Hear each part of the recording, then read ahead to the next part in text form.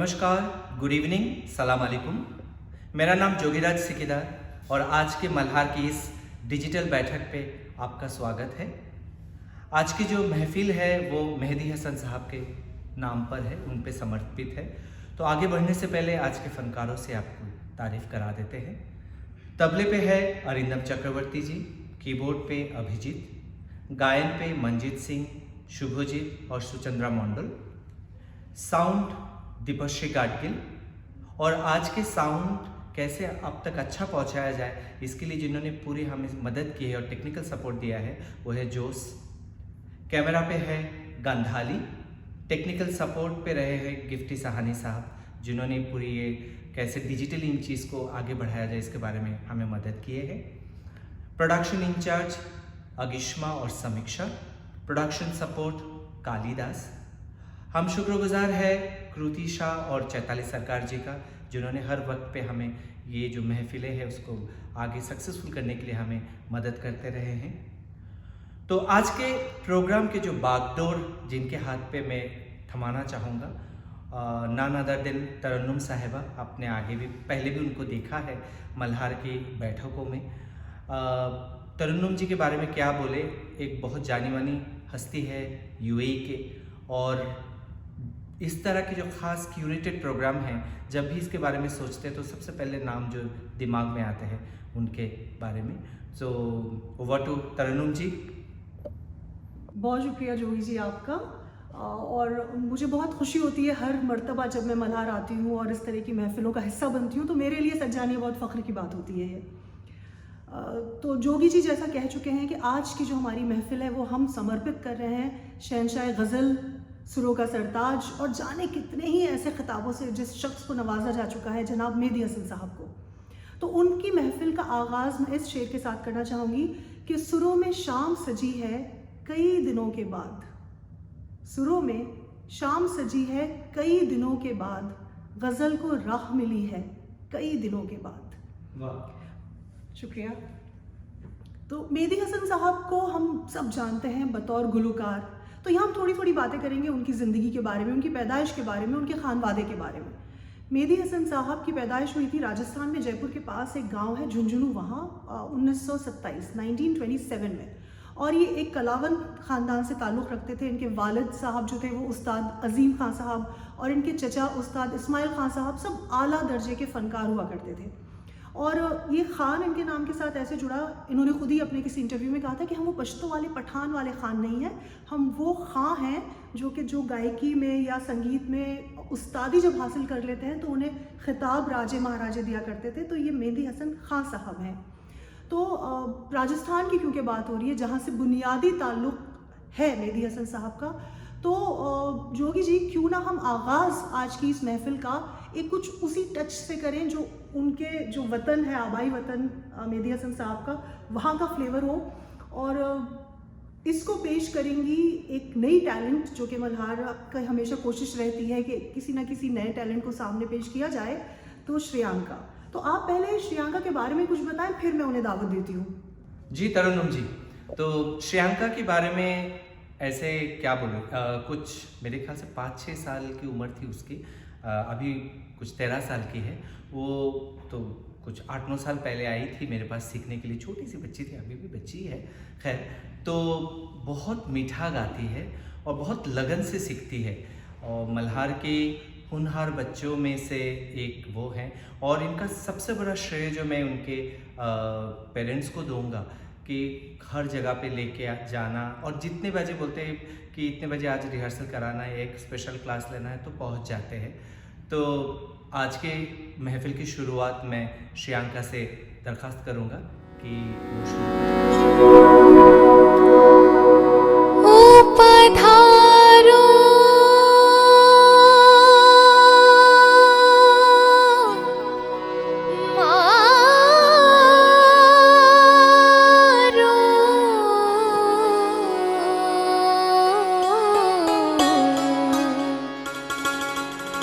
पधारो मारे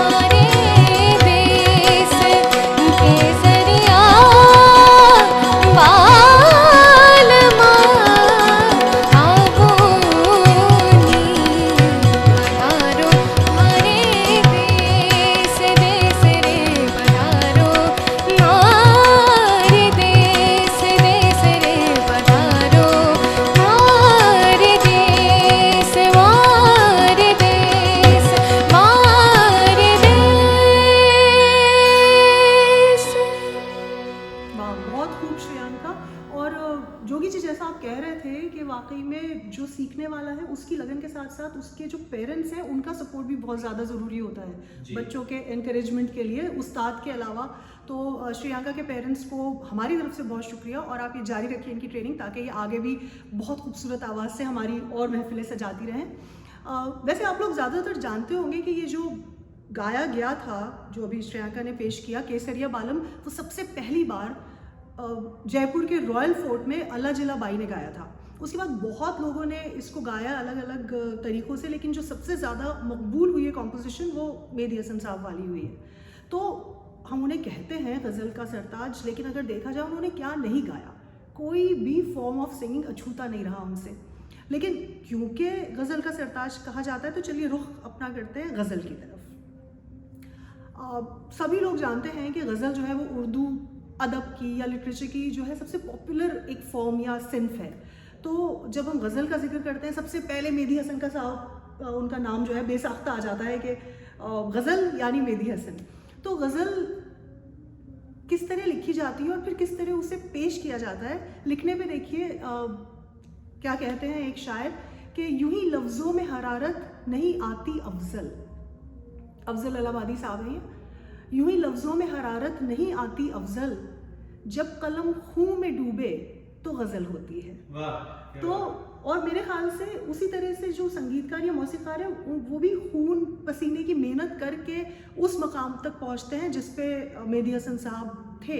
तो जैसा हम सब जानते हैं कि मेहदी हसन साहब की जो बर्थ एनिवर्सरी होती है वो 18 जुलाई को मनाई जाती है। हम सब यहाँ आज 10 जुलाई को उन्हें खराज तहसीन पेश करने के लिए इकट्ठा हुए हैं। जैसे जोगी जी ने अभी कुछ देर पहले फरमाया कि हम श्रद्धांजलि दे रहे हैं आज की ये मल्हार बैठक के ज़रिए उस्तादों के उस्ताद मेहदी हसन साहब को। तो जो उनकी पहचान है वो गज़ल गायकी है, या वो गज़ल गायकी की पहचान है, ये कोई तय नहीं कर पाया आज तक। तो हम बढ़ते हैं इस महफिल की पहली गज़ल लेके आपके सामने हाजिर होते हैं शुभजीत के साथ, जो बहुत खूबसूरत कलाम उससे भी ज़्यादा खूबसूरत संगीतबद्ध किया हुआ आप तक पहुंचाएंगे। पत्ता पत्ता बूटा बूटा, शुभजीत नवाज़ेंगे।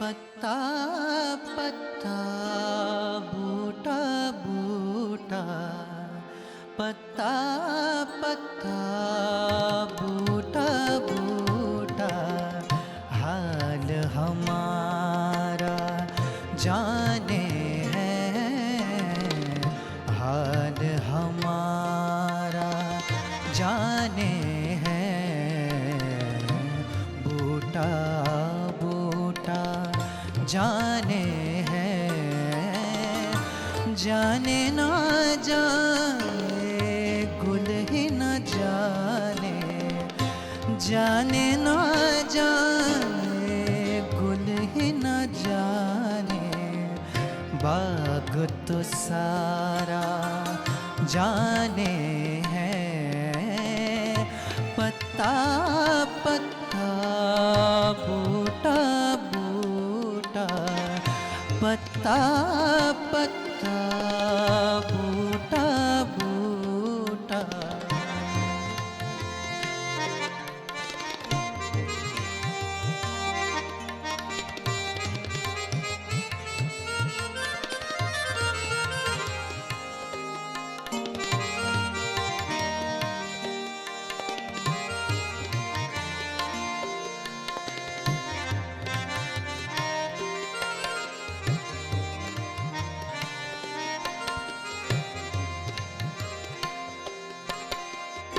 चारा गरीबी मारी दिल की, चारा गरीबी मारी दिल की, रस में शहर हुस्न नहीं, रस में शहर हुस्न नहीं, वरना वरनादा भी इस, वरना दिल वरनादा भी इस, दर्द का चारा जाने हैं, दर्द का चारा जाने है, बूटा बूटा जाने है, जाने ना जाने खुद ही न जाने, जाने ना जाने खुद ही न जाने, बाग तो सारा जाने हैं, पत्ता पत्ता बूटा बूटा।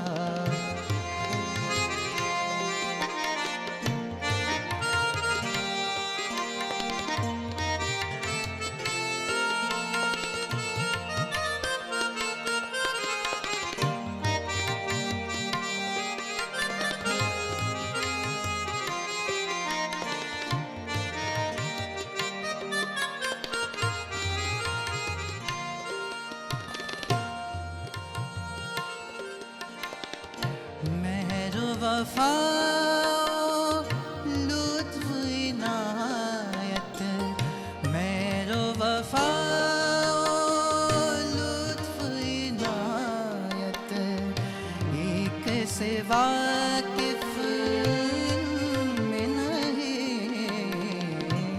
एक से वाकिफ में नहीं, और तो सब कुछ ताज कनाया, और तो सब कुछ ताज कनाया, रम्ज इशारा जाने हैं, रम्ज इशारा जाने हैं, जाने ना जाने गुल ही न जाने, जाने ना जाने गुल ही न जाने, बाग तो सारा जाने हैं, पत्ता पत्ता बूटा बूटा, दर्द का सारा जाने हैं, पत्ता पत्ता बूटा बूटा, पत्ता पत्ता बूटा बूटा, पत्ता पत्ता बूटा बूटा। वाह, बहुत ही खूब। क्या मतलब आगाज़ क्या हुआ जोगी जी, इससे अच्छा जो है गज़ल की शाम का आगाज़ हो नहीं सकता था। बहुत शुक्रिया शुभजीत आपका। एक और शेर आप सबकी खिदमत में पेश है कि सबको आता नहीं दुनिया को सजाकर जीना, सबको आता नहीं दुनिया को सजाकर जीना, ज़िंदगी क्या है मोहब्बत की ज़ुबान से सुनिए, और गायकी क्या है वो आप तभी समझ सकते हैं जब आप मेहदी हसन साहब को सुन रहे हो, वरना तो सबके समझ के पार की चीज़ है ये। तो हम अब आगे बढ़ेंगे अगले कलाम की तरफ। उससे पहले मैं बता दूं कि मेहदी हसन साहब ने सिर्फ गज़लें या ठुमरी या क्लासिकल नहीं गाया, उन्होंने फिल्मों के लिए भी बहुत गाया है और कई अवार्ड्स भी उन्हें मिले। जैसे हिंदुस्तान में फिल्म फेयर अवार्ड्स होते हैं, उसी तरह से पाकिस्तान में फ़नकारों को निगार अवार्ड दिया जाता है प्लेबैक सिंगिंग के लिए और फिल्म इंडस्ट्री के मुख्तलिफ फील्ड्स के लिए। तो मेहदी हसन साहब को 9 मरतबा निगार अवार्ड से नवाजा जा चुका है और जहाँ तक मुझे इल्म है तो ये उनको लगातार कंसेक्यूटिव 9 साल ये अवार्ड दिया गया था प्लेबैक सिंगिंग की कैटेगरी में, जो आज तक अनबीटन रिकॉर्ड है और मुझे नहीं लगता कि आने वाले कुछ सदियों तक ये रिकॉर्ड कहीं दुनिया का कोई प्लेबैक सिंगर तोड़ सकता हो। बहरहाल उन्होंने अहमद फराज, परवीन शाकिर, फरहद शहजाद, किसका कलाम नहीं गाया, चाहे बड़े से बड़े क्लासिक पोइट्स हों, उस्ताद गालिब मीर दाग, या फिर अब जो कंटेम्प्रेरी पोइट्स थे उनके ज़माने में उनका कलाम। उनको सिर्फ शायरी बस टच करनी चाहिए थी और वो उठा के उसको कंपोज करते थे। हम बढ़ते हैं अगली गज़ल की तरफ, जो फिर बहुत खूबसूरत कलाम है, बहुत खूबसूरत कॉम्पोजिशन है और ये राग आहिरी पर है और इसको लिखा था फैयाज़ हाशमी साहब ने। अब बहुत सुना हुआ नाम नहीं है, लेकिन जब ये गज़ल लोगों ने मेहदी हसन साहब की आवाज़ में सुनी तो फिर ढूंढा कि ये शायर कौन है, तो पता चला कि फैयाज़ हाशमी। तो मेहदी हसन साहब ने पता नहीं ऐसे कितने लोगों को दुनिया भर में मकबूल कर दिया जिनका के वरना तो शनाख्त कभी भी दुनिया को ना मिलती। तो हम सुनते हैं ये गज़ल हमें कोई गम नहीं था। सुचिंद्रा जी की आवाज़ में बहुत मीठा गाती हैं, आप लोग खुद अभी उनको सुन चुके हैं कई मरतबा पिछली 3-4 मल्हार बैठकों में। आज हम उनसे गज़ल सुनते हैं। सुचिंद्रा जी।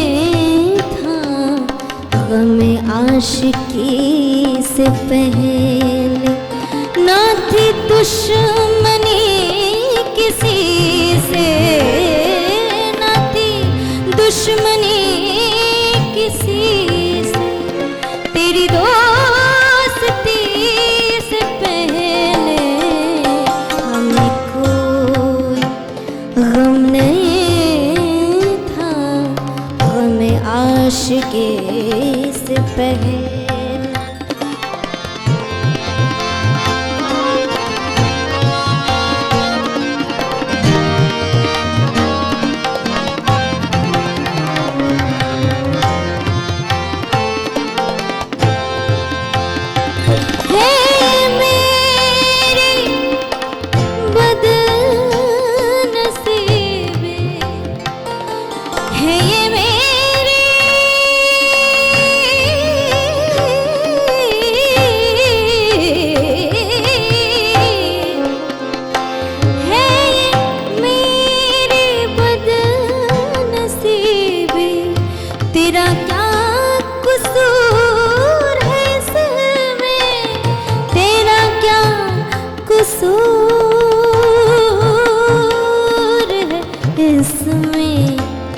तेरे गम ने मार डाला, तेरे गम ने मार डाला, तेरे गम ने मार डाला, तेरे गम ने मार डाला मुझे जिंदगी से पहले।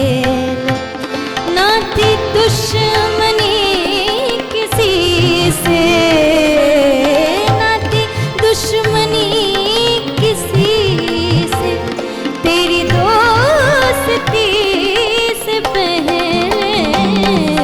हमें कोई गम नहीं था, हमें आशिकी से पहले।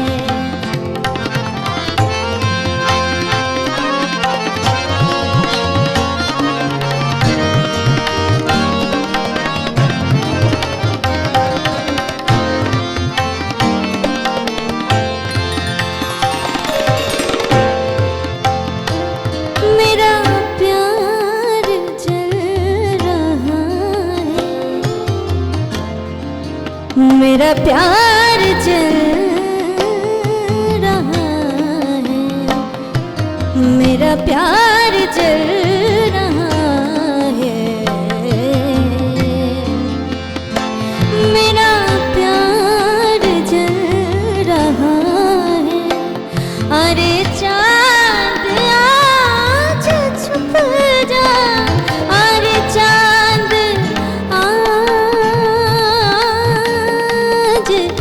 रुक जा, कभी प्यार था हमें भी, कभी प्यार था हमें भी, कभी प्यार था हमें भी, तेरी चांदनी से पहले कभी प्यार था हमें भी, तेरी चांदनी से पहले।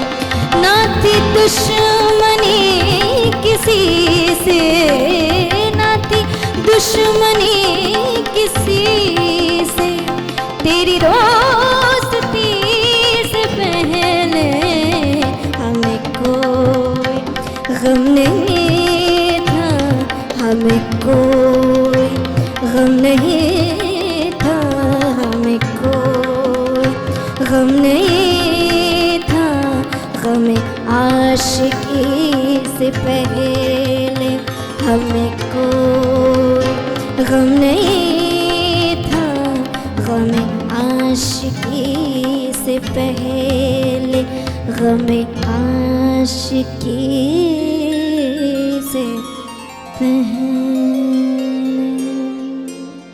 हमें कोई गम नहीं था, हमें आशिकी से पहले। वाह, इतना खूबसूरत कॉम्पोजिशन, कलाम और आवाज़ तो आप सबने सुनी, कितनी खूबसूरत माशाल्लाह ये आवाज़ है। तो ये सिलसिला आगे बढ़ाते हैं और आप ये देखिए कि एक उस्ताद गुलकार के बारे में एक दूसरा उस्ताद अगर ये कह दे कि इससे ज़्यादा सुरीली आवाज़, सदी हुई आवाज़ दुनिया में आई नहीं, तो उससे बड़ा कॉम्प्लीमेंट क्या हो सकता है। ये जुमला उस्ताद नुसरत फ़तेह अली ख़ान साहब ने कहा था मेहदी हसन साहब के बारे में कि दुनिया में इतनी सुरीली आवाज़ ना मेहदी हसन से पहले आई है ना उनके बाद आएगी। आप मतलब हमें से कोई भी ऐसा नहीं होगा जो कि इस बात से डिसएग्री करे। बिल्कुल बिल्कुल। जैसे क्या है कि कुछ कलाकार होते हैं जो कलाकारों के कलाकार होते हैं वाकई। सो जितने प्रोफेशनल सिंगर या गायक या आगे भी होंगे जी। वो सब मेहदी हसन साहब से सुनते हैं और उनको सुन के सीखते हैं। तो वो उस्तादों की उस्ताद वाकई है। में बिलाशुबा उस्तादों के उस्ताद जी। हैं।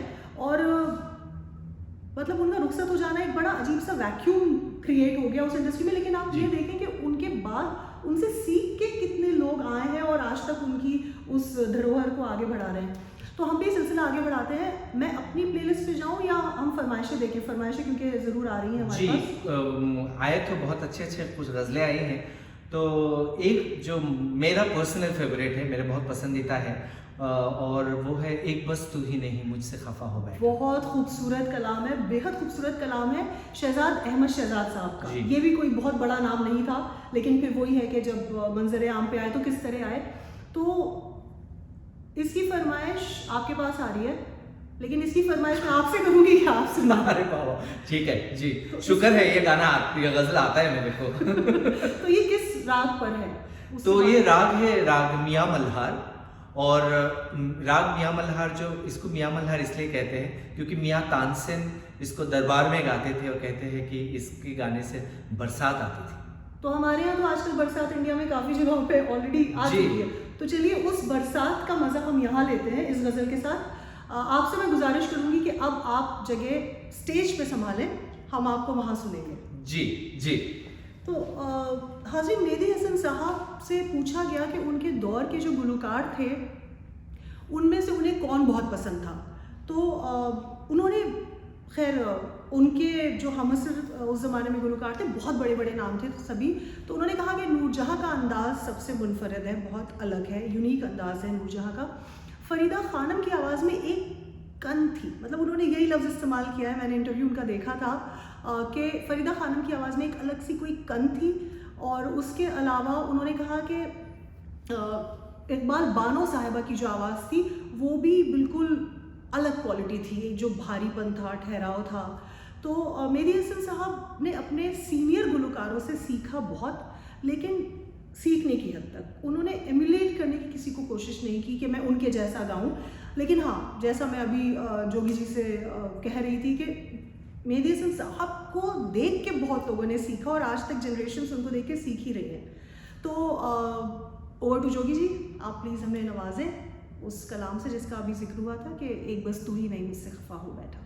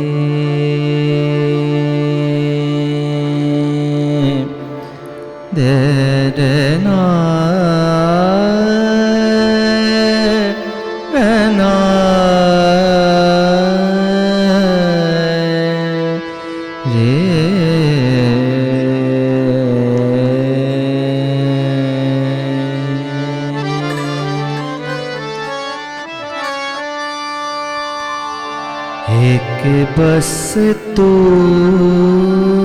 ही नहीं,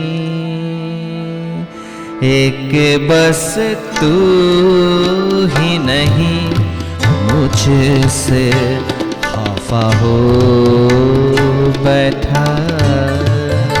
एक बस तू ही नहीं, मुझसे खफा हो बैठा।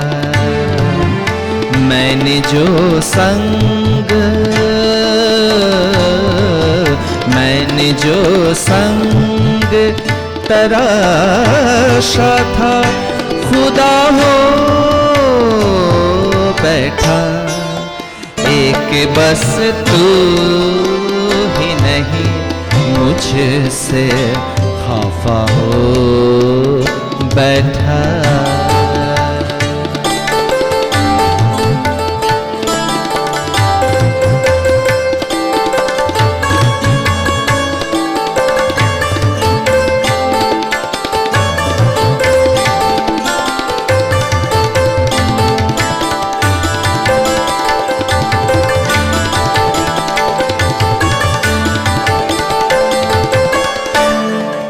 उठ के मंजिल ही मंजिल, मंजिल मंजिल, उठ के मंजिल ही अगर आए तो शायद कुछ हो। उठ के मंजिल ही अगर आए तो शायद कुछ हो।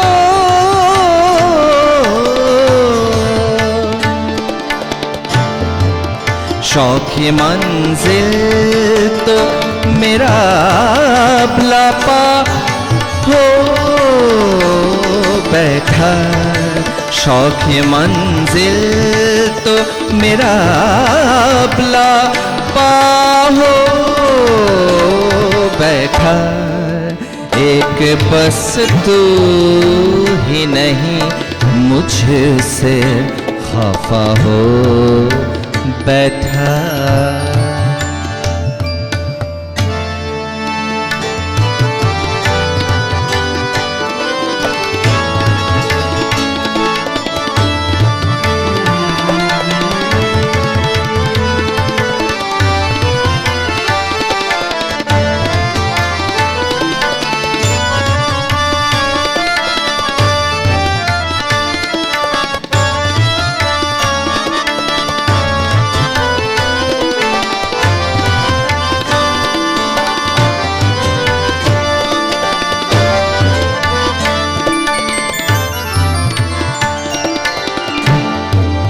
मसलहत छीन ली कुव्वते गुफ्तार मगर, मसलहत छीन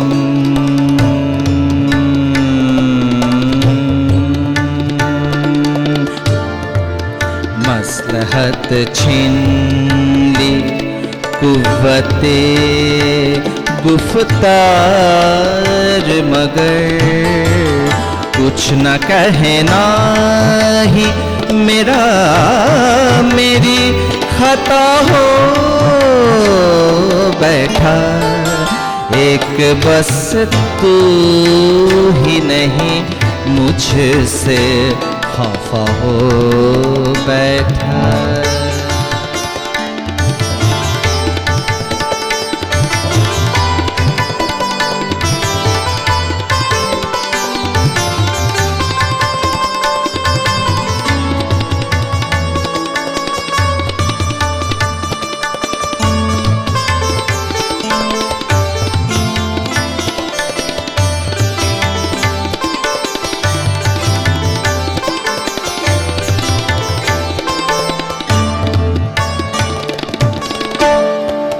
शुक्रिया ऐ मेरे, शुक्रिया ऐ मेरे, शुक्रिया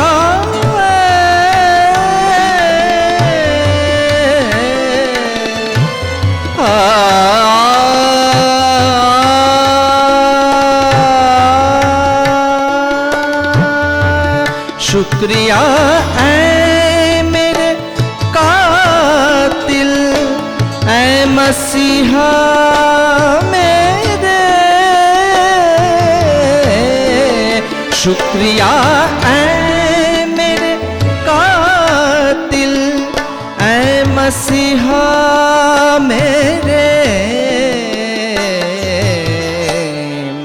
जहर जो तूने दिया था वो दवा हो बैठा, जहर जो तूने दिया था वो दवा हो बैठा, एक बस तू ही नहीं मुझसे खफा हो बैठा, मैंने जो संग तराशा था खुदा हो बैठा, एक बस तू ही नहीं मुझसे खफा हो बैठा, एक बस तू ही नहीं मुझसे खफा हो बैठा, एक बस तू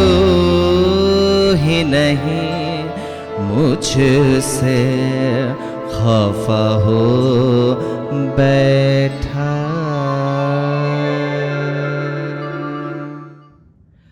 बहुत बहुत शुक्रिया जोगी जी। अब आप मेहरबानी करके अपनी इस गद्दी पे विराजमान हो जाएं ताकि हम आपसे थोड़ी सी गुफ्तगू और करें, और आगे बढ़ते हैं मंजीत साहब की तरफ। मंजीत साहब यहाँ पे पेश करेंगे एक बहुत खूबसूरत कलाम जो कि फ़रज शहजाद साहब का लिखा हुआ है। इसकी कॉम्पोजिशन मेहदी हसन साहब ने की थी और ये राग कोमल धायवत लालत पर बेस्ड है। आप लोग मेरी करेक्शन कर दीजिएगा अगर मैं प्रोनाउंस सही से नहीं कर पा रही हूँ राग को। अभी कुछ देर पहले जैसे बात हो रही थी कि जब मेहदी हसन साहब से पूछा गया कौन गुलकार उन्हें पसंद थे, तो उन्होंने नूरजहां साहिबा के बारे में, मलिका तरन्नुम नूरजहां साहिबा के बारे में कहा था कि उनका अंदाज़ सबसे मुनफरद था। जब पहली बार नूरजहां का तारुफ हुआ मेहदी हसन साहब से नहीं, सिर्फ उनकी आवाज़ से, बड़ा दिलचस्प किस्सा है वो। हुआ ये था कि वो खाने के बाद रात में अपने हस्बैंड के साथ गाड़ी में कहीं ड्राइव पे जा रही थी और कहीं पान के ठेले से गुजरते हुए एक बहुत खूबसूरत कुछ उनके कानों में आवाज़ पड़ी किसी मेल सिंगर की कुछ गज़ल गाते हुए। तो उन्होंने गाड़ी घुमा के वो वापस आई कि वो वापस चलो उस ठेले पे, मुझे पता करना है ये कौन है और कहाँ से गा रहा है। तो खैर वो वापस उस ठेले तक पहुंची तो वो गज़ल ऑलमोस्ट ख़त्म होने वाली थी और वहाँ पर पता चला कि रेडियो लाहौर पे शायद वो उस वक्त गाया करते थे और करियर की शुरुआत थी और कुछ उन्हें एक आध गज़लें गाने का मौका मिल जाया करता था रात के स्लॉट में या कभी। तो वो गज़ल बहुत मशहूर और मकबूल गज़ल है। कहीं हमें अपनी फहरिस्त के अलावा मौका हुआ तो कोशिश करेंगे कि उसे एडजस्ट कर पाएँ। देख तो दिल के जहाँ से उठता है ये धुआं सा कहाँ से उठता है ना, आहा वाली गज़ल है ये, बिल्कुल मतलब आहा उठ जाती है इस गज़ल का जिक्र होता है। तो आप देखिए यहाँ पे एक बात कहना चाहूँगा मैं कि नूरजहां जैसे आर्टिस्ट को अगर किसी आवाज़ ने पुकारा और इम्प्रेस किया तो कोई मामूली आदमी तो नहीं हो सकता है। सही में मामूली नहीं हो सकता। और नूरजहां जैसा आर्टिस्ट जो स्टैब्लिश था उसको मतलब उनकी तारीफ करने में भी कोई अना नहीं आती थी। वो ये कहती हैं कि हमने तानसेन के बारे में सुना है, देखा नहीं है जी तानसेन को, और ना तानसेन की आवाज़ सुनी है, लेकिन अगर तानसेन की आवाज़ होती तो शायद यही आवाज़ तानसेन की होती।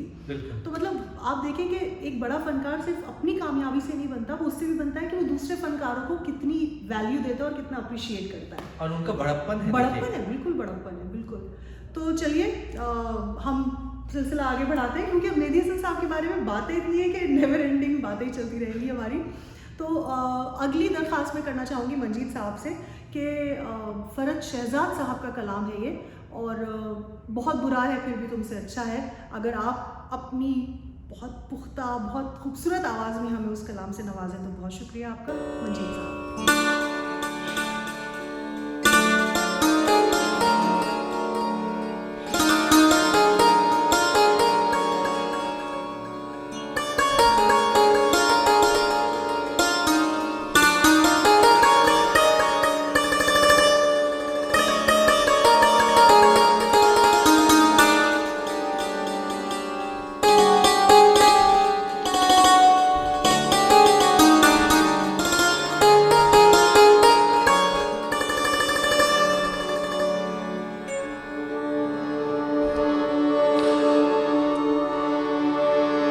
बहुत बुरा है मगर बहुत बुरा है मगर बहुत बुरा है मगर फिर भी तुमसे अच्छा है बहुत बुरा है मगर ये दिल का दर्द दिल का दर्द ये दिल का दर्द के पल पल के पल पल के पल पल के पल पल जो साथ रहता है बहुत बुरा है मगर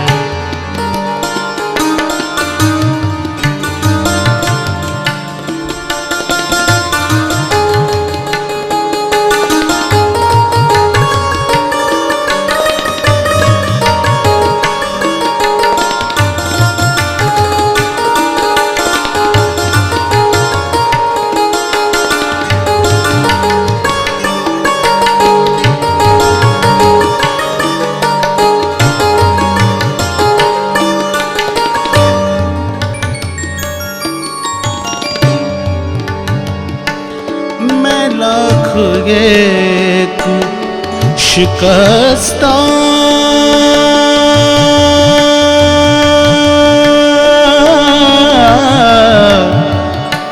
मैं लाख एक शिकस्ता कंड सगी लेकिन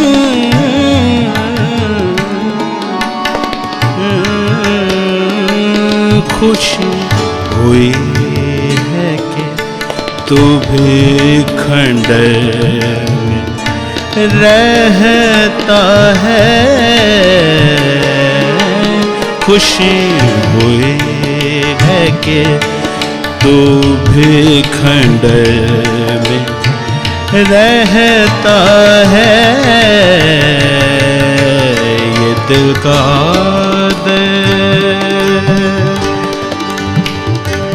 ये दिल का दर्द के पल पल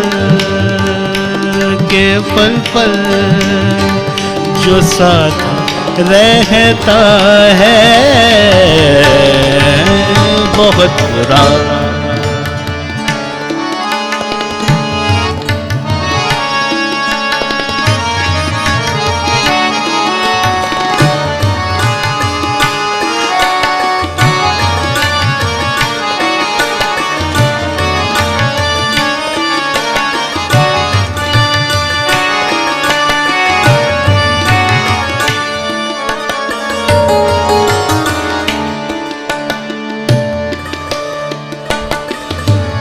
इसमें डूब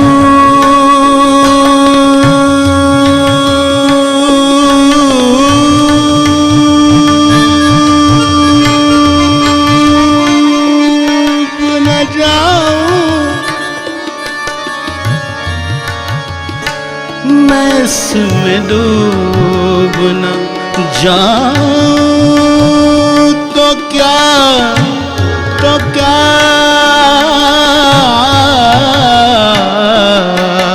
तो क्या तो क्या तो क्या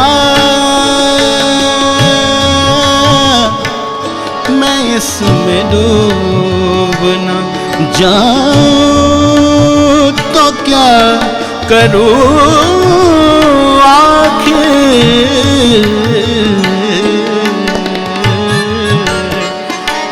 नशा शराब में तेरे विसार जैसा है नशा शराब में तेरे विसार जैसा है ये दिल का दर्द के पल पल के पल पल के पल पल जो साथ रहता है बहुत बुरा।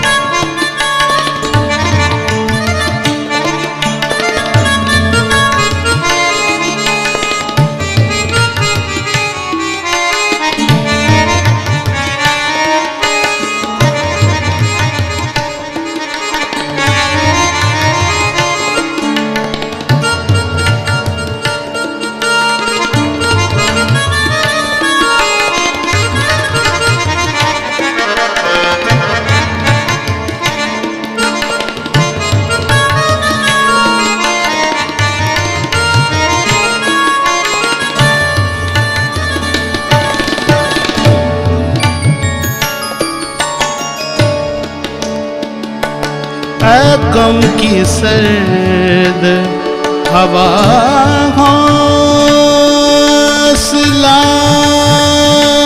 नगार,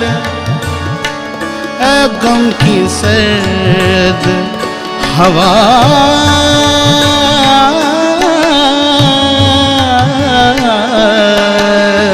हवा हौसला नगार, हवा हवा हवा हवा गम की सर्द हवा हौसला नहार अभी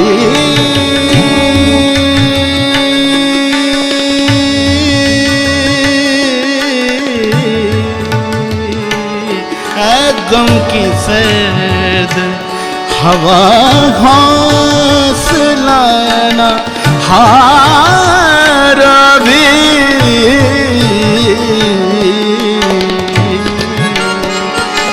जरा सा सब्र के शहजाद बुझने वाला है, जरा सा सब्र के शहजाद बुझने वाला है, ये दिल का दर्द के पल पल के पल पल के पल पल जो साथ रहता है बहुत बुरा है मगर ये दिल का दर्द के पल पल दर्द के पल पल के पल पल जो साथ रहता है बहुत बुरा है मगर।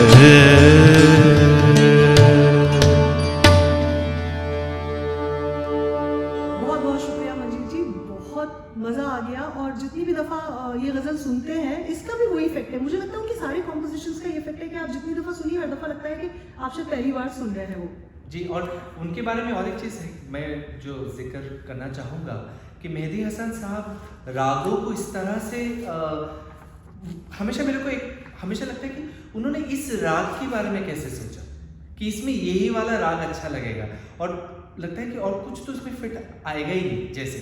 और दूसरी बात यह है जो मेरी उस्तानी कहा करती थी कि बेटा खाने में उतना ही नमक स्वाद अनुसार या चाय को उतना ही चीनी देना चाहिए जितना स्वाद अनुसार। तो वो अपना जो तालीम है कितना उसके लिए परफेक्ट होगा उतना देते, ये नहीं कि उसको ऐसे रागदारी में बैठ गए कि भूल गए हम और किसी की गज़ल गा रहे हैं भैया, मतलब ये नहीं था कि उंडेल दे जितना ज्ञान है या जी। जितनी नॉलेज है जी। उनको वो रोक के चलते थे, जिसे कहते हैं ना। उसी वजह से शायद लुत्फ और उनकी हर क्रिएशन इतनी वेरिड और इतनी फ्रेश होती थी हर एक प्रीवियस क्रिएशन से। उन्होंने कहा भी है अपने इंटरव्यूज में कि क्या सोच के आप कंपोज करते हैं या कलाम उठाते हैं, कि लगे एक तो शायरी, बड़ा छोटा शायर हो, कोई नाम हो, कुछ नहीं, और फिर मैं ये देखता हूँ कि कौन सा राग उस कलाम के साथ छू जाए। तो वो राग छूने वाली बात जो अभी आप कह रहे थे वही उनके साथ थी। तो हम आगे बढ़ते हैं राग खमच पे बेस्ड एक कॉम्पोजिशन जिसको के गाएंगी सुचिंद्रा जी, और ये कलाम था हफीज़ जलंधरी का, हफीज़ होशियारपुरी का। हफीज़ जलंधरी भी बहुत अच्छे शायर हुए हैं, तो उम्मूमन इनके नामों में कन्फ्यूजन हो जाता है। हफीज़ होशियारपुरी साहब का कलाम है, और मैं बस एक लाइन कहूँगी और हमारे सब सुनने वाले देखने वाले कहेंगे आह क्या गज़ल लाए हैं आप लोग। मोहब्बत करने वाले कम ना होंगे तेरी दुनिया में, तेरी महफिल में लेकिन हम ना होंगे। वाकई, लेकिन वो दुनिया से जाने के बाद भी हमारी महफिलों में आज तक मेहदी हसन साहब मौजूद हैं। तो सुचिंद्रा जी से दरख्वास्त कि वो अपनी खूबसूरत आवाज़ से एक बार फिर हमें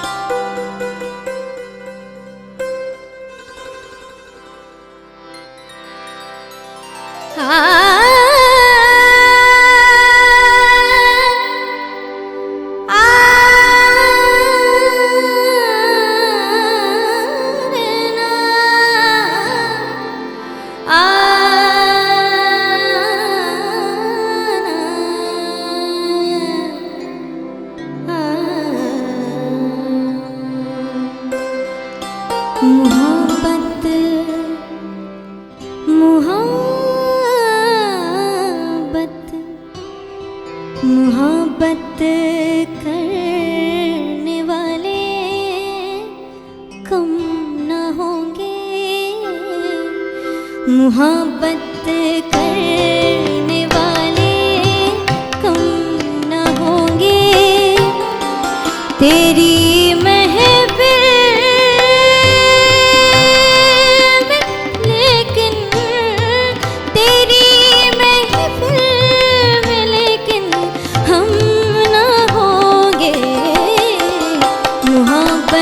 करने वाले कम न होंगे।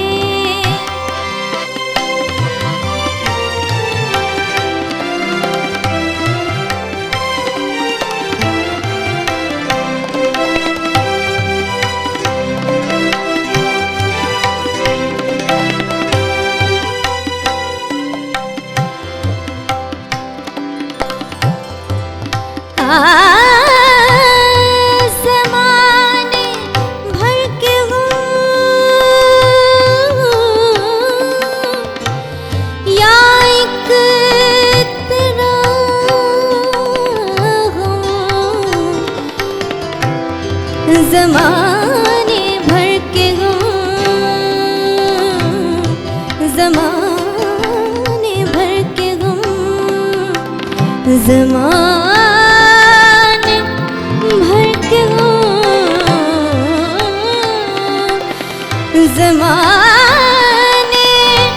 भर के गम,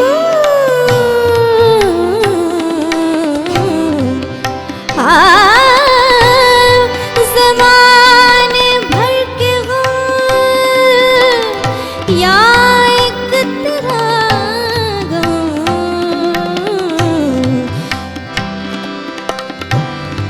ये गम होगा तो कितने कम न होंगे, ये गम होगा तो कितने गम न होंगे, तेरी महफिल में लेकर, तेरी महफिल में लेकिन हम मोहब्बत करने वाले कम न होंगे।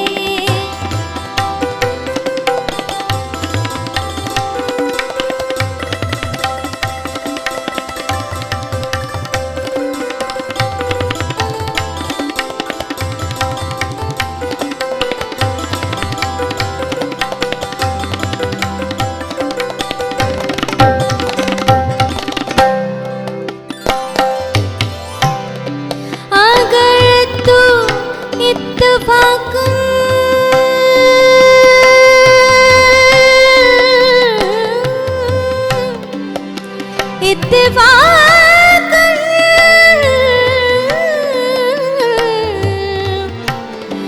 अगर तू इत्तेफाकन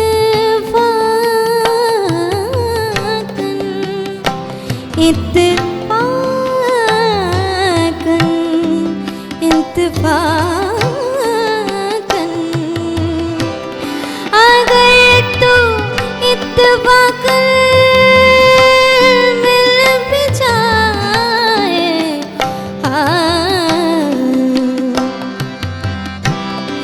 तेरी फुरकत के सदमे कम न होंगे तेरी फुरकत के सदमे कम न होंगे तेरी महफिल में लेकिन हम न होंगे मोहब्बत करने वाले कम न होंगे तेरी महफिल में लेकिन तेरी महफिल में लेकिन हम ना होंगे मोहब्बत करने वाले तुम ना होंगे मोहब्बत करने वाले तुम ना होंगे मोहब्बत करने वाले तुम ना होंगे।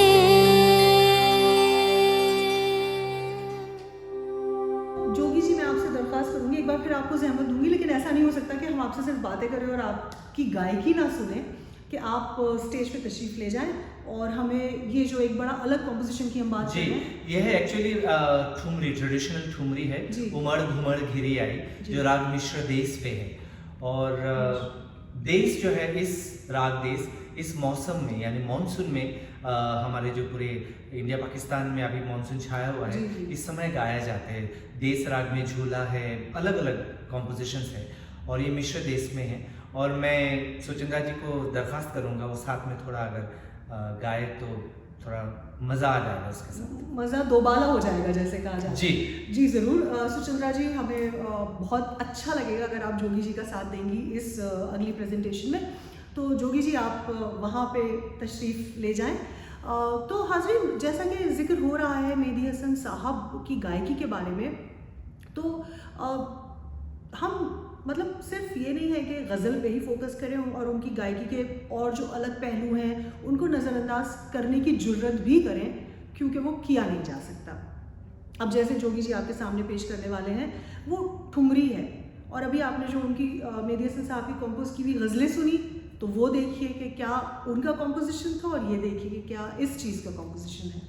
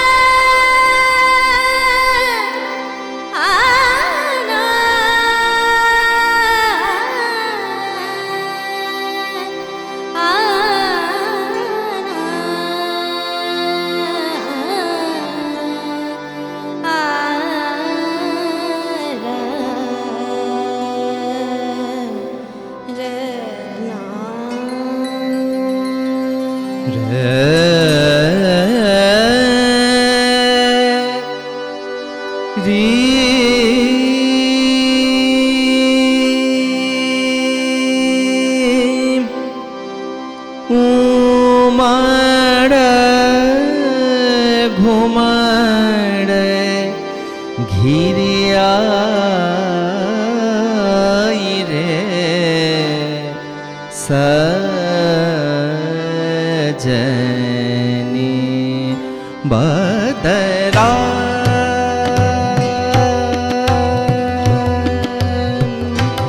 उमड़ घुमड़ घिरिया आई रे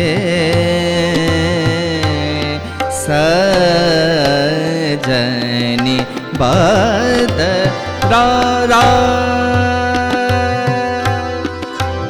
बदरा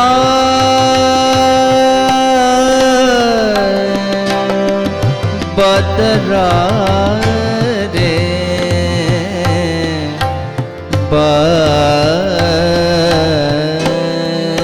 बदरा बदरा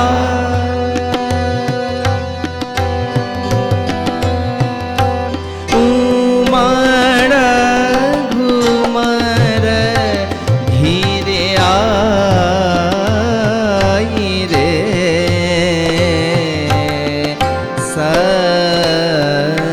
सजनी बदरा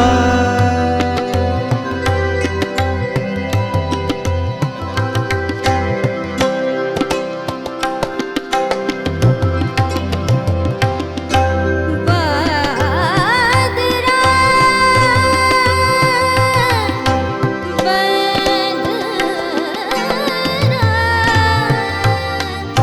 उमर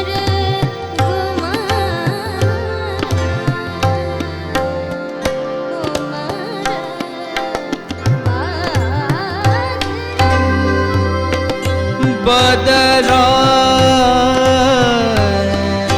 बदरा रे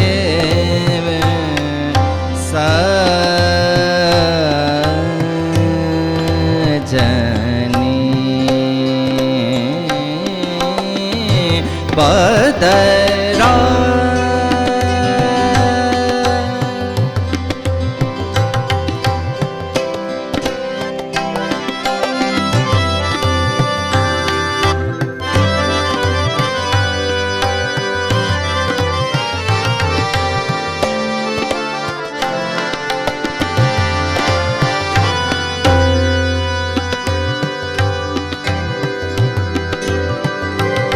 घुमर घुमर घिरे आई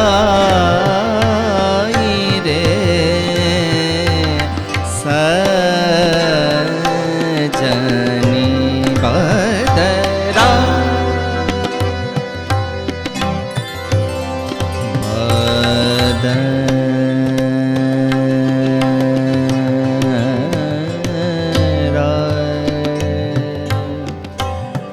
उमड़ घुमर बदरा बदरा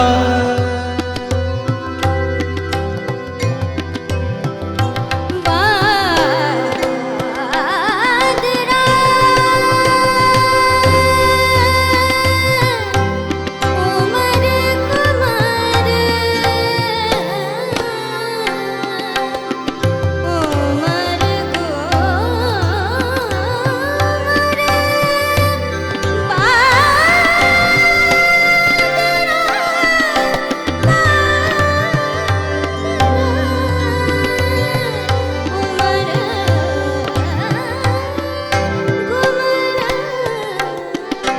घुमर बदरा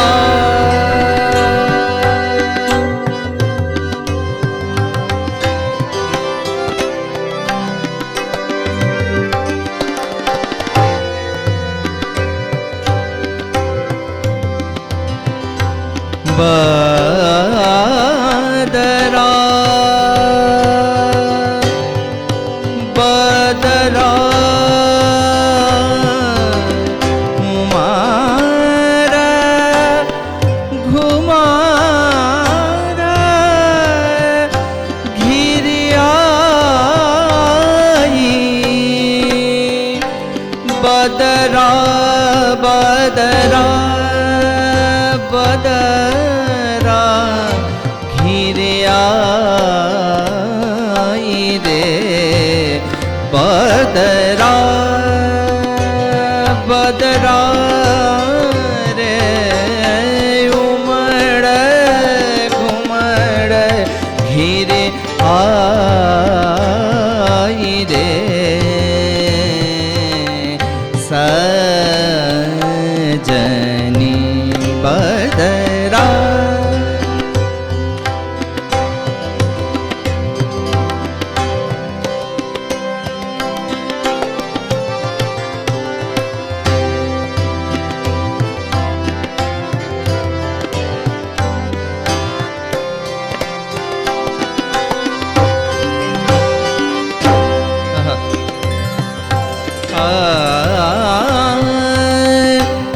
सखियन झूले पी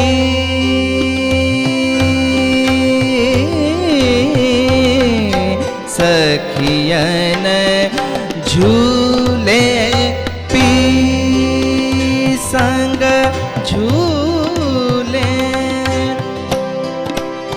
पी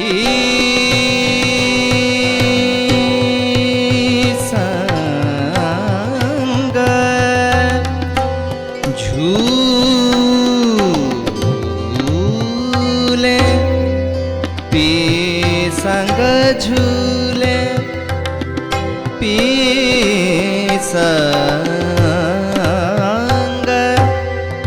संग झूले सखियन झूले पी संग झूले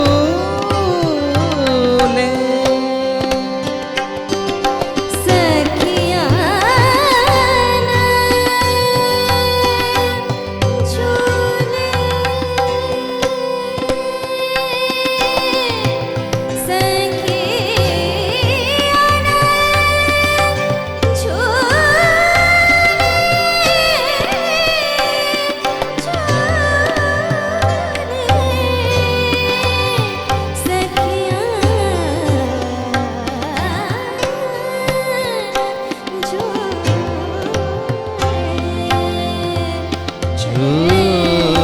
झूले सखियन झूले पी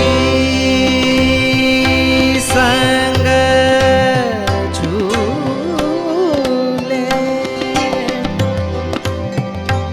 पी संग पी संग पी संग झूले पी संग झूले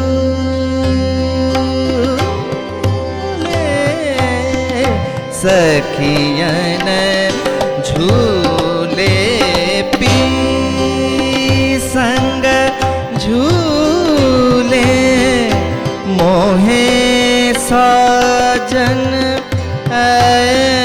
ऐसे भूले जाके फिर ना आए सजनी सजनी पदरा उमर घुमर घिरिया रे सजनी पदरा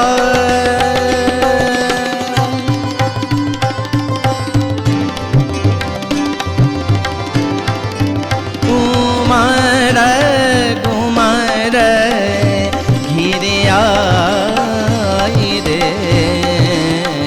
सजनी बदरा बदरा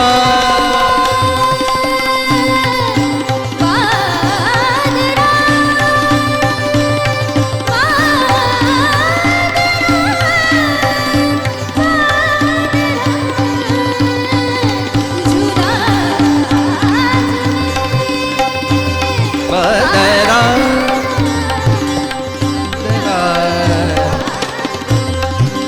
बदरा बदरा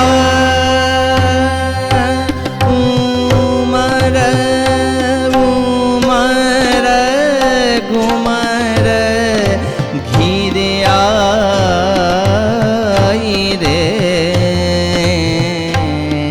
सजनी बदरा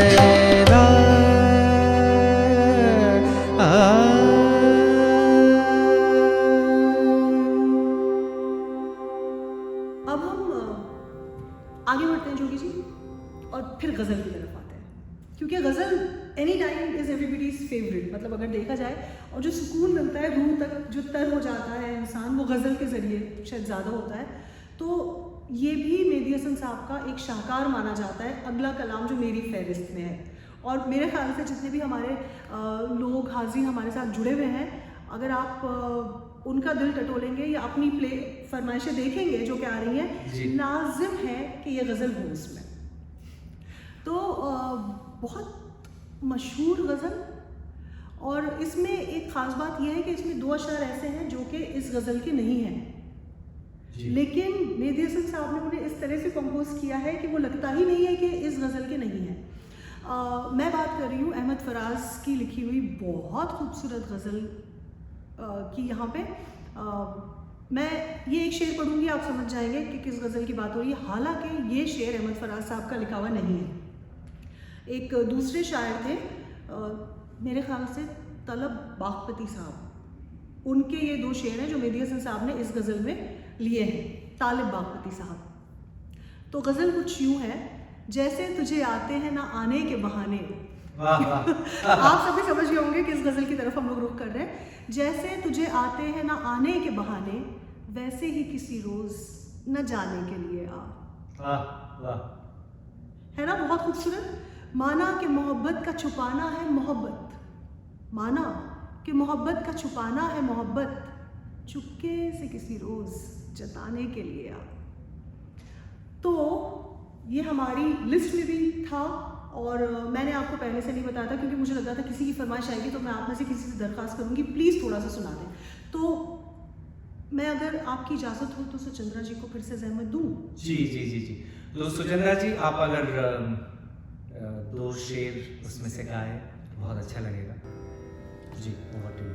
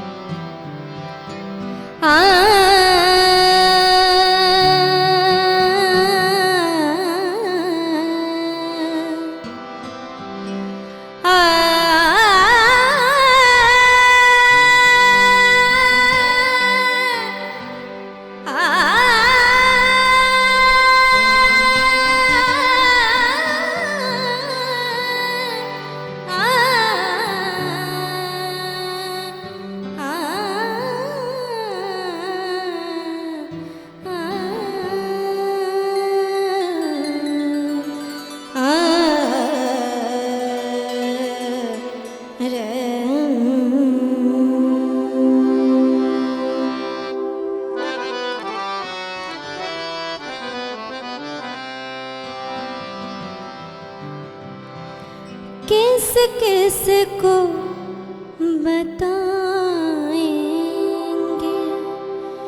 जुदाई का सबब हम, किस किस को बताएंगे जुदाई का सबब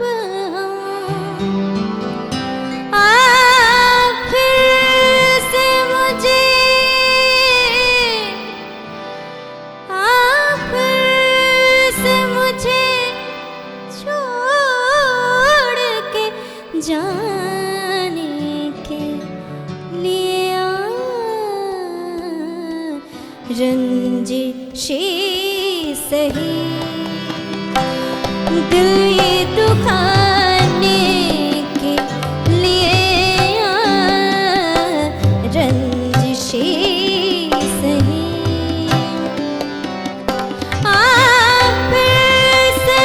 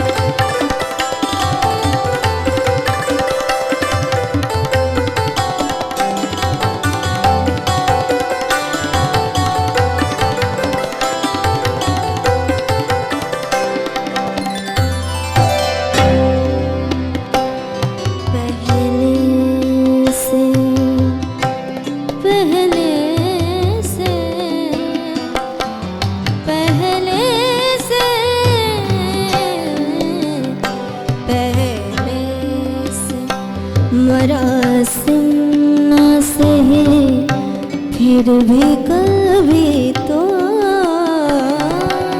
पहले से मरासिम न सही, फिर भी कभी तो पहले से पहले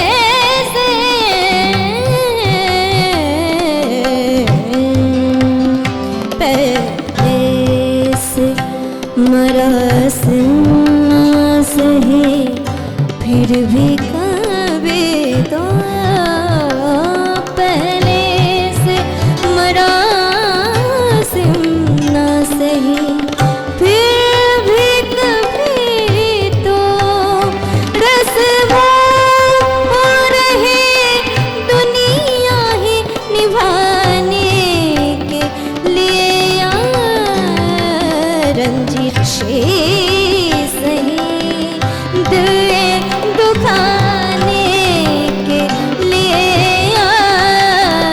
रंजिशे सही। आप से मुझे छोड़ के जाने के लिए, आप से मुझे छोड़ के जाने के लिए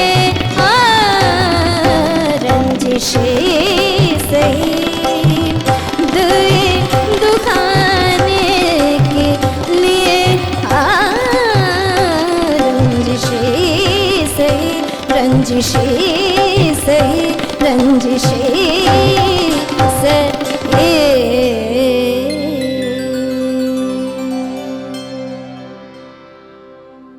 वाह, मतलब इनकी आवाज़ में दो शेर में जिसे कहते हैं ना तस्कीन हो गई, जिस तरह से मिठास माशाल्लाह।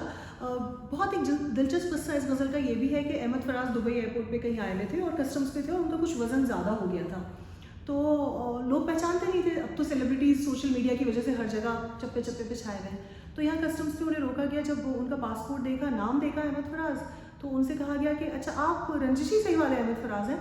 उसके बाद आप ये वाकई हकीकत है, ये अहमद फराज ने खुद अपने किसी इंटरव्यू में बताया। तो जब दुबई एयरपोर्ट पे उनका देखा कि अच्छा ये अहमद फराज है, अच्छा आप वो वाले अहमद फराज हैं, तो जाहिर सी बात है कि कलाम उतना मकबूल नहीं हुआ था जब तक उसे कंपोज करके गाया नहीं गया। तो अहमद फराज साहब कस्टम एक्सेस बैगेज ड्यूटी से बच गए क्योंकि मेहदी हसन साहब ने उनकी ये गज़ल इतनी मकबूल कर दी थी। तो बहुत बहुत सारे किस्से ऐसे हैं अलग अलग कलाम के साथ मेहदी हसन साहब के जो बहुत दिलचस्प हैं। अब आप देखिए कि एक ये रंग है शायर का जहाँ वो इल्तिजा कर रहा है कि रंजिशी सही दिली दुखाने के लिए, और क्या है उसमें कि ए राहत जा मुझको रुलाने के लिए, मतलब कितना गिड़गिड़ा के मासूमियत से। और दूसरी तरफ वही शायर अहमद फराज अपने महबूब को कहता तो है क्या, लेकिन आप अना देखें। मैं एक बहुत छोटी सी नज़्म है अहमद फराज साहब की, सिर्फ एक वेरिएशन ऑफ थॉट्स एक शायर के जो होते हैं वो दिखाने के लिए पेश करना चाहूँगी। इस नज़्म का उन्वान है वापसी। उसने कहा सुन, अहद निभाने की खातिर मत आना, अहद निभाने वाले अक्सर मजबूरी या महजूरी की थकन से लौटा करते हैं। तुम जाओ, जिन आंखों में रहो, जिस दिल में उतरो, मेरी तलब आवाज़ ना देगी। तुम जाओ, दरिया दरिया प्यास बुझाओ, लेकिन जब मेरी चाहत और मेरी ख्वाहिश की लौ इतनी तेज़ और इतनी ऊंची हो जाए, जब दिल रो दे तब लौट आना। ये देखें आप शायर का कलाम, और एक्सट्रीमिटीज़ देखें उसके उसमें। तो खैर एक और तारीख़ी गज़ल की तरफ हम रुख करेंगे, जो कि फिर से एक ऐसे शायर ने लिखा है कि जिसको अगर उर्दू शायरी में से हटा दिया जाए तो लगेगा कि आधी हो गई उर्दू शायरी की दुनिया। फैज़ अहमद फैज़ साहब।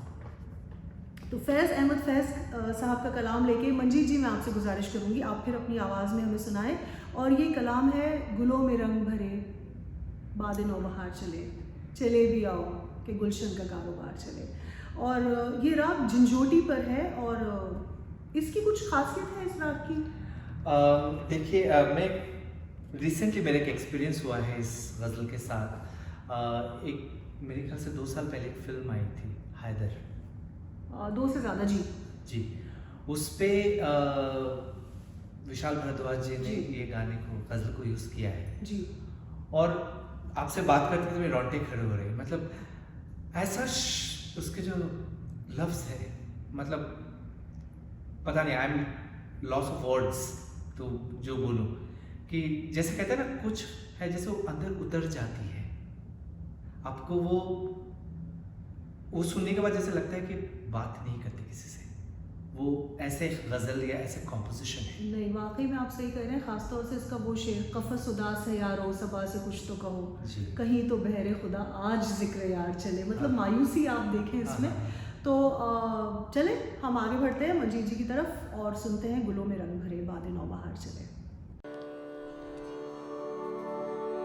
गुलों में रंग भरे बादलों बहार चले, गुलों में रंग भरे बादलों बहार चले, चले भी आओ के गुलशन का कारोबार चले, गुलों में रंग भरे बादलों बहार चले।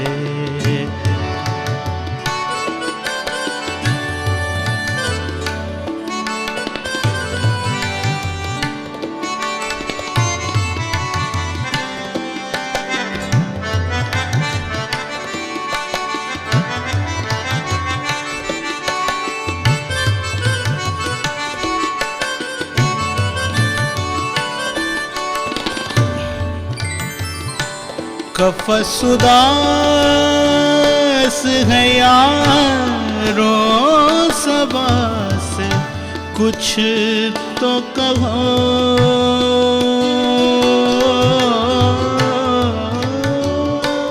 कफ़स उदास है यारो सबा से कुछ तो कहो,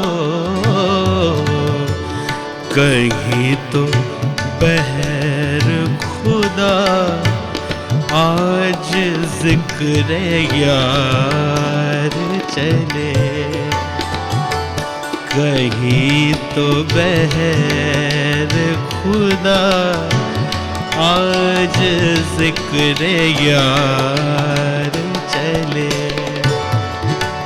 चले भी आओ के गुलशन का कारोबार चले, गुलों में रंग भरे बादलों बहार चले।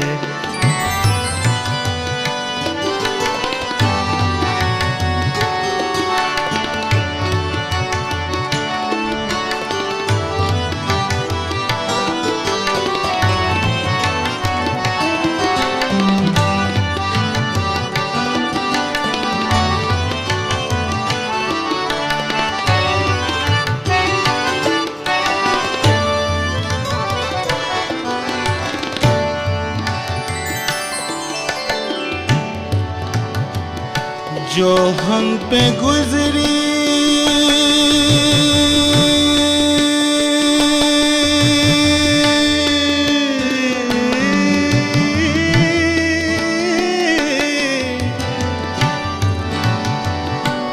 जो हम पे गुजरी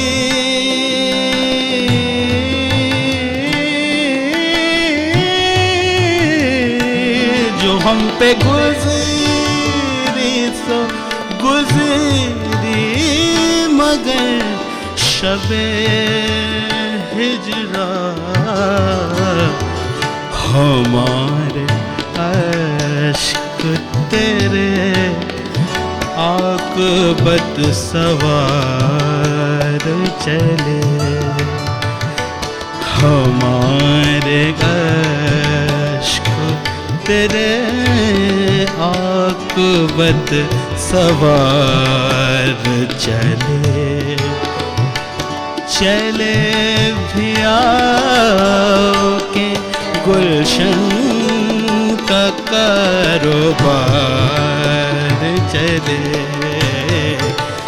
फूलों में रंग भरे बादलों बहार चले, गुलों में रंग भरे बादलों बहार चले।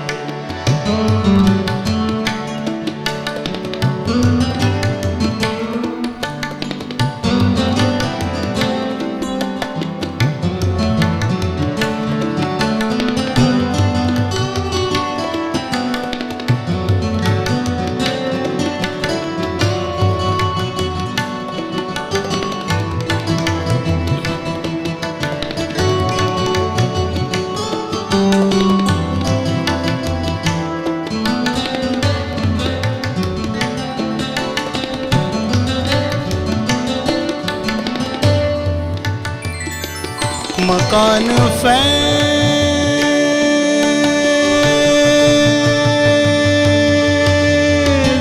कोई, मकान फैज़ कोई,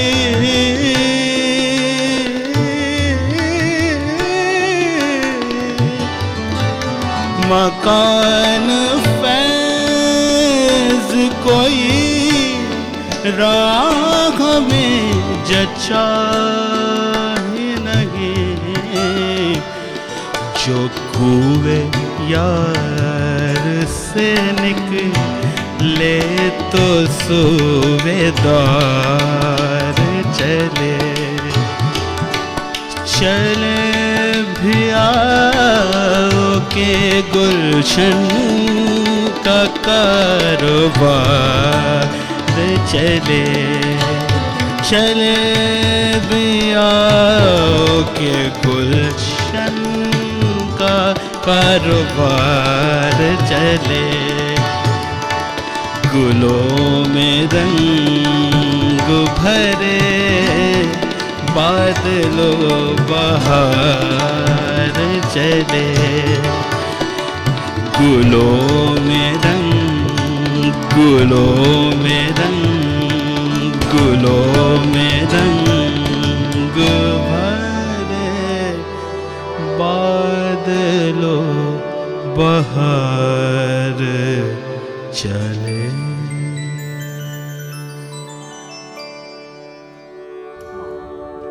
बहुत ही खूबसूरत मंजीत साहब, एक बार फिर से। और साथ साथ में जो हमारे सारे माशाल्लाह म्यूजिशियंस हैं, वो जिस तरह निभाते हैं हर कॉम्पोजिशन को, वो भी काबिले दाद है कि अगर, क्योंकि ये एक बैलेंस होता है आवाज़ का, सुरों का, गायकी का और साजंदों का, तो मतलब लुत्फ जो है वो मल्टीफोल्ड बढ़ जाता है आपकी हर बैठक में।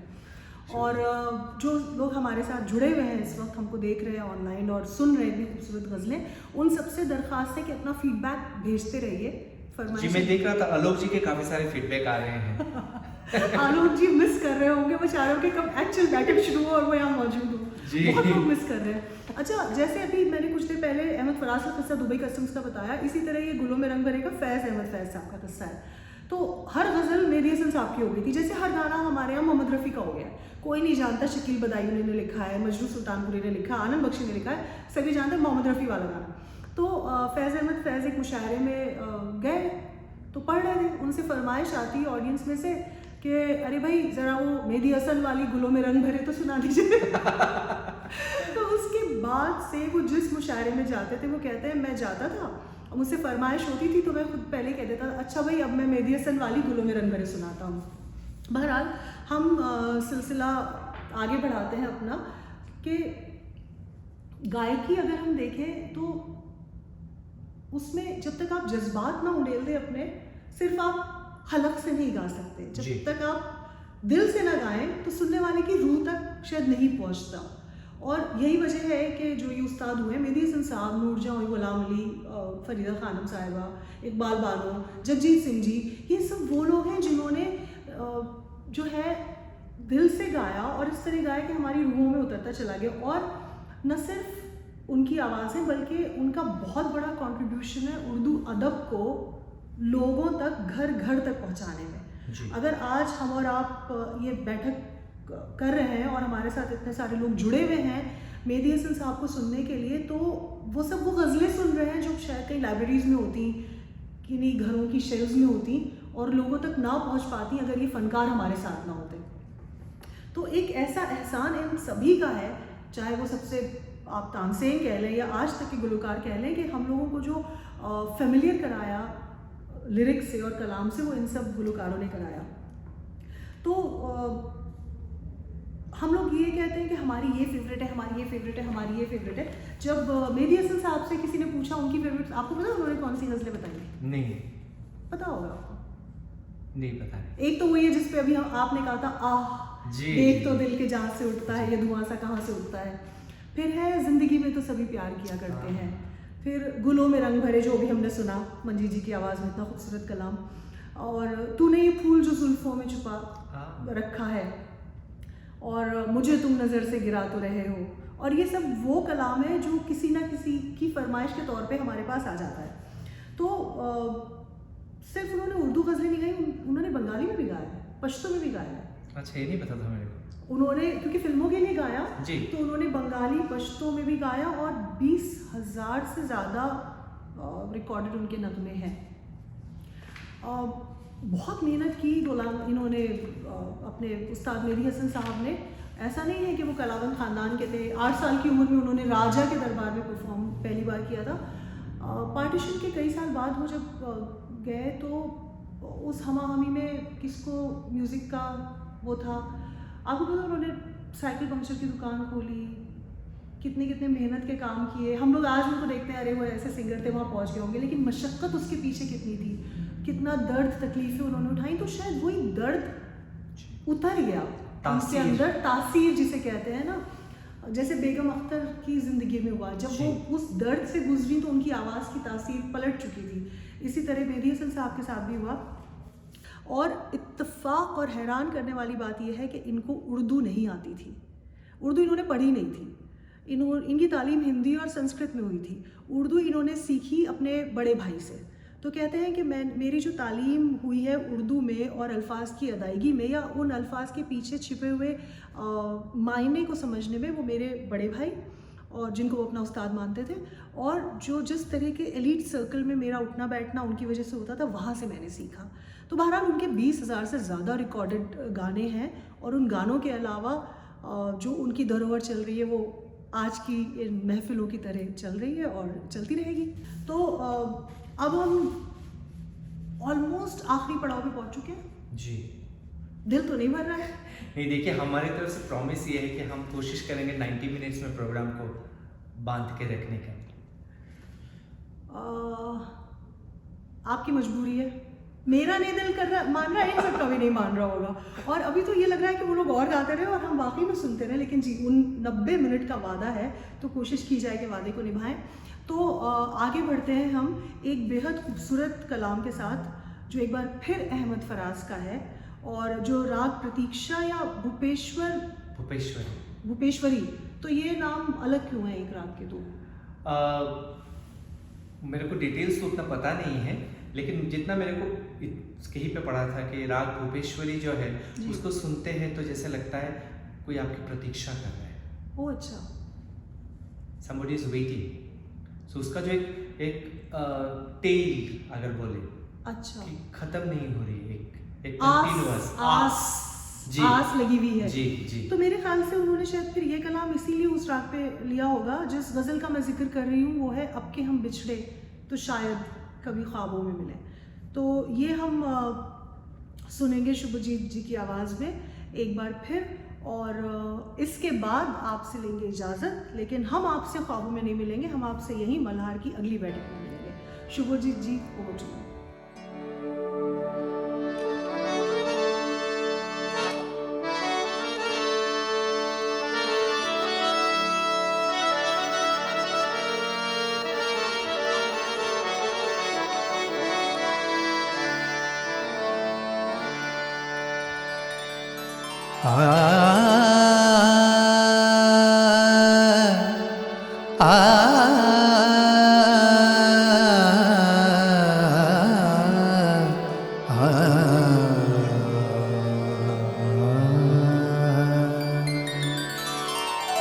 अब के हम बिछड़े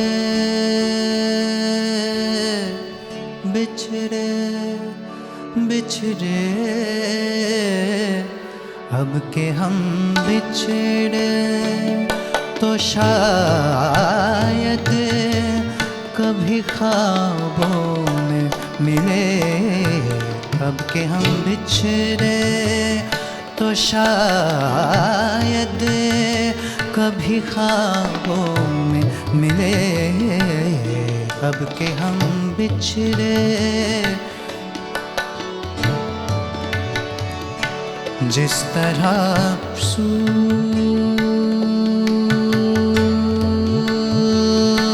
हुए, जिस तरह सूखे हुए फूल किताबों में मिले। अब के हम बिछड़े तो शायद कभी ख्वाबों में मिले। अब के हम बिछड़े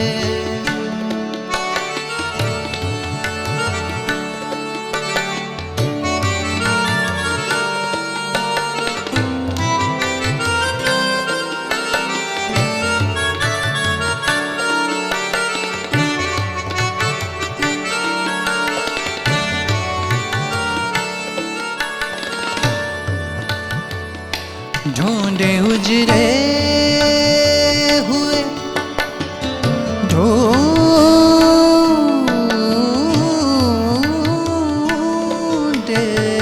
हुए, ढूंढे उजरे हुए लोगों में, लोगों में ढूंढे उजरे लोगों में वफा के मोती। दोनों इंसान है तो क्यों इतने हिजाबों में मिले।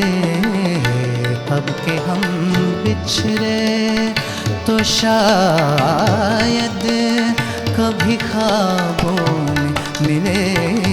अब के हम बिछड़े तो शायद कभी ख्वाबों में मिले।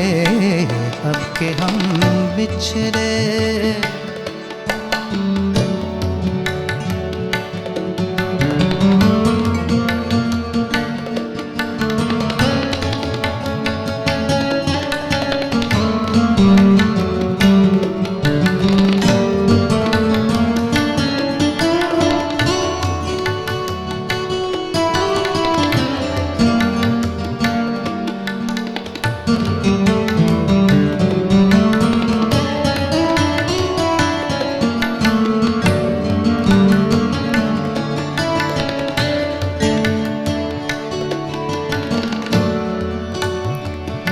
तो खुदा है न मेरा, तू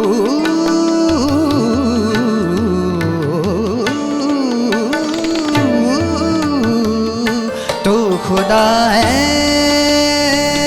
न मेरा, हो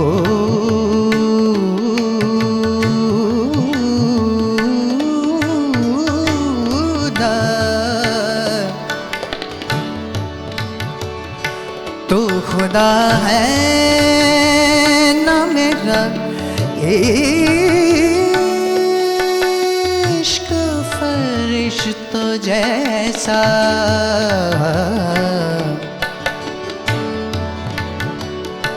ये खजाने तुझे मुमकिन है खराबों में मिले, ये खजाने तुझे मुमकिन है खराबों में मिले।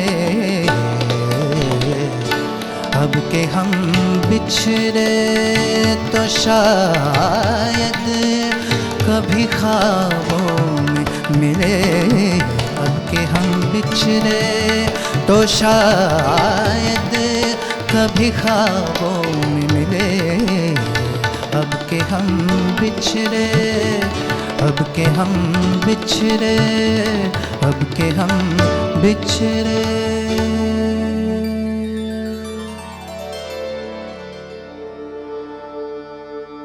मैं समझ नहीं पा रही हूँ किस तरह इस महफिल का इख्तिताम किया जाए, क्योंकि मैं खुद ही बहुत लालची हो रही थी कि और सुनूं, लेकिन क्योंकि जैसे साहिल लुधियानवी ने कहा कि वक्त की हर शय गुलाम, वक्त का हर शय पे राज, तो बहरहाल वक्त का राज यहाँ पर भी है। हम इख्तिताम करेंगे। हमारे जो गुलजार साहब हैं जी, वो बहुत बड़े फ़ैन मेहदी हसन साहब के हैं, तो उन्होंने एक नज़्म लिखी थी, अगर मतलब आपने सुनी होगी तो वो अगर वक्त इजाज़त दे तो मैं जी, सुना please। दूँ, क्योंकि इंशाल्लाह। यहाँ पे हम मजबूर हैं वक्त के हाथों, लेकिन गुलजार साहब ने इस नज़्म में वक्त की मजबूरी, वीज़ा की मजबूरी, सरहदों की मजबूरी, सबको जो है बिल्कुल बरतरफ कर दिया है। गुलजार साहब कहते हैं कि आँखों को वीज़ा नहीं लगता, आँखों को वीज़ा नहीं लगता, सपनों की सरहद नहीं होती, बंद आँखों से रोज़ मैं सरहद पार चला जाता हूँ मिलने। मेहदी हसन से सुनता हूँ उनकी आवाज़ को चोट लगी है, और गज़ल खामोश है सामने बैठी हुई, कांप रहे हैं होंठ गज़ल के, फिर भी उन आँखों का लहजा बदला नहीं। जब कहते हैं सूख गए हैं फूल किताबों में, यार फराज भी बिछड़ गए हैं, शायद मिले वो ख्वाबों में, बंद आंखों से अक्सर सरहद पार चला जाता हूँ मैं, आंखों को वीज़ा नहीं लगता, सपनों की सरहद नहीं होती। इसी तरह ऐसे जो फनकार, गुलकार, पोएट्स, अदीब हुए हैं, उनकी भी कोई सरहद नहीं होती, वो पूरी दुनिया के होते हैं और पूरी दुनिया उनकी होती है। तो मल्हार की तरफ से मैं आपसे इजाज़त लूँगी। आज की इस खिराज अक़ीदत की जो महफ़िल हमने सजाई थी मेहदी हसन साहब के लिए, उससे, और आपसे वादा करते हैं हम लोग कि बहुत जल्दी फिर आपके सामने हाजिर होंगे एक बहुत खूबसूरत महफ़िल लेके। जोगी जी तफसीलात आप बताएंगे या मैं राज फाश कर दूँ? जी, आप भी बताइए। तो अगली जो हमारी महफ़िल होगी वो ख़ास सूफ़ीज़्म पे होगी। एक पहले भी महफ़िल हो चुकी है, लेकिन ये ख़ास सूफ़ीज़्म पे या तसव्वुफ़ पे महफ़िल जो होगी वो उस शख्स को ट्रिब्यूट होगा जिससे कि हम सब वाकिफ़ हुए सूफ़ियाना ख़यालात से। तो मल्हार की टीम एक स्पेशल क्यूरेटेड शाम आपके सामने लेके हाज़िर होगी, जो कि सिर्फ़ और सिर्फ अमीर खुसरो को ट्रिब्यूट होगा। तो आप सबसे गुजारिश है कि तफसीलात के लिए और फीडबैक के लिए आप राब्ता करें मल्हार से। और ये हम जुलाई के ईद वाले वीकेंड पे हम लोग रख रहे हैं, 30 या 31 जुलाई, जो जुमा पड़ेगा, फ्राइडे जो पड़ेगा, उसमें हम लोग रखेंगे और हम ईद मनाएंगे और साथ में हम ट्रिब्यूट पेश करेंगे तसव्वुफ़ का, जिसको हम कह सकते हैं चिराग अमीर खुसरो साहब को। तो ओवर टू जोगी जी, अगर आप कंक्लूड करना चाहें और हमारे साथ जो सब जुड़े हुए थे उनका और तमाम टीम का शुक्रिया अदा करना चाहें तो आप ज़हमत दूंगी मैं। शुक्रिया तरन्नुम साहिबा। मल्हार की जो ये बैठक है इसमें 4 चांद लग जाते हैं आपके आने से, और हम तहे दिल से आपके शुक्रगुजार हैं। तो आज के महफिल ख़त्म हो गए हैं और मैं दोबारा आज के फ़नकारों से आपके तारुफ़ कराना चाहूँगा। तबले पे रहे हैं श्री अरिंदम चक्रवर्ती जी, कीबोर्ड पे है अभिजीत जी, गायन पे मंजीत सिंह जी, शुभजीत और सुचंद्रा जी, साउंड पे दीपश्री गाडगिल। आज के साउंड को कैसे बेहतर बनाया जाए इसके लिए जोश साहब के हम बहुत बहुत शुक्रगुजार हैं। कैमरा पे है गंधाली, टेक्निकल सपोर्ट पे रहे हैं गिफ्टी साहनी जी, प्रोडक्शन इंचार्ज अगिश्मा और समीक्षा, प्रोडक्शन सपोर्ट पे है कालिदास, और हमारे ये प्रोग्राम जो है या मल्हार के जो हम पिलर कहते हैं, हम उनके बहुत बहुत शुक्रगुजार है कृति शाह और चैताली सरकार जी का। और लास्ट बट नॉट लीस्ट तरन्नुम साहिबा आपके, सच में ये हमारी ये जो स्पेशली क्यूरेटेड बैठक है ये बिल्कुल मुमकिन नहीं है आपके बिना। तो हमारे अगले जो बैठक है, जैसे उन्होंने बताया, रूहे खुसरो, और वो ईद वीकेंड में ईद स्पेशल रहेगा, आपको डिटेल्स मिल जाएंगे। और जो भी आपकी फीडबैक है आप ज़रूर हमसे शेयर कीजिएगा। तब तक के लिए गुड नाइट, शुक्रिया, नमस्कार।